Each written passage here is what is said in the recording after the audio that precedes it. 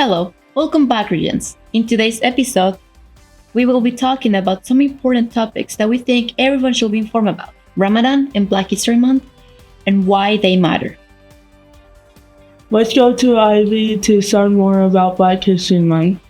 So hopefully you all know this by now, but for those who do not, this month is Black History Month. This is basically a month where we celebrate the past and current accomplishments of Black people and overall just give thanks to this group of people who have created so many wonderful things in our world. Now we will be asking some members of Black Student Union what their favorite part of Black History Month is. My favorite part about Black History Month is just the celebration of being Black. Everyone is so proud of their heritage, their culture. My favorite part of Black History Month is being recognized by my race and other races and communities.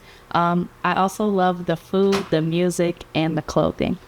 My favorite part about Black History Month is like the music and art aspect of it, because I feel like a lot of our history was built on that, and like we get to learn a lot about like artists and like people who were like before us. We get to realize like who they actually are.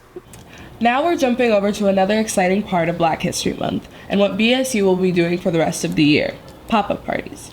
We have these as a tribute to the creation of hip-hop, when in the 1970s in Harlem, New York, people would have block parties.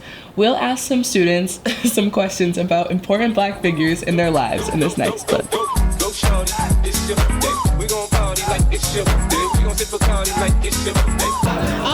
My favorite Black artist is Frank Ocean, A$AP Rocky, Probably Fetty Wap, Dua Salia, Kendrick Lamar, and the way they perform is so good and mesmerizing. My favorite Black leader is Malcolm X, Marsha P. Johnson, Martin Luther King. My gangster Harriet Tubman. My favorite Black athlete is Serena Williams, Serena Williams. and Sha'Carri Richardson. LeBron. You are my sunshine, LeBron James. As we continue to highlight inclusion, it's important to recognize the cultural and religious traditions of our students in our community. With Ramadan approaching, let's take a moment to understand what it is and how we can support our Muslim peers on a little walk and talk. Guys, we're back and we're in the Van Heist hallway, and today we're going to talk about Ramadan. So Ramadan is a sacred month for Muslims that revolves around fasting, praying, and getting closer to God.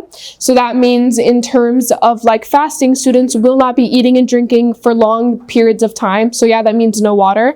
And helping them and being more understanding can go a long way. So in terms of helping, teachers could refrain from using music in their classes as much as possible, and also allow them to go pray their obligatory prayers, and just learning more about the religion in itself to help your peers and make them feel more welcome.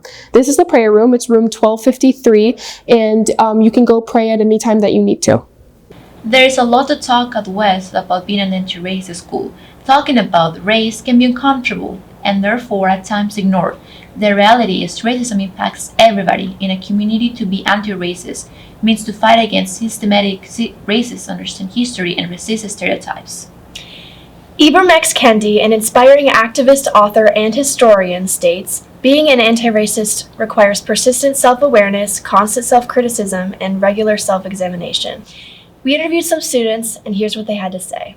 How do we as students take agency and ownership over creating an anti-racist school? Like, as a school, we want more diversity, and with clubs, it's helping students feel more welcome and having a safe space. How can we make change? Talking about it, talking about what's going on in the world, especially right now, especially in our country. Thanks. Now I want to dive into something deeper, which is the usage of racial slurs at our school. Unfortunately, racial slurs are still frequently used in schools.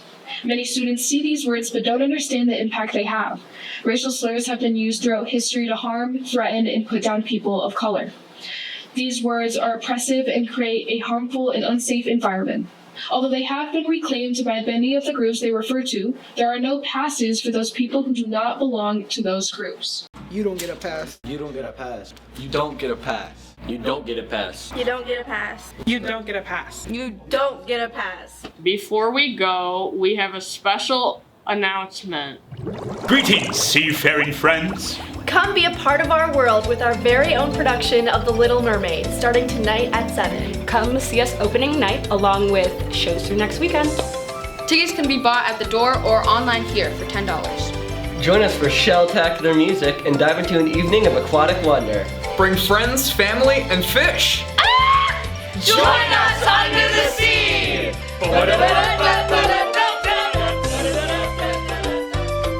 Also coming up today at lunch is the BSU School Luncheon in the Caffeinasium. Join us for music and food. It is a fun way to end Black History Month. Our next episode will be covering the Equity Symposium and Spring Break. See you next time!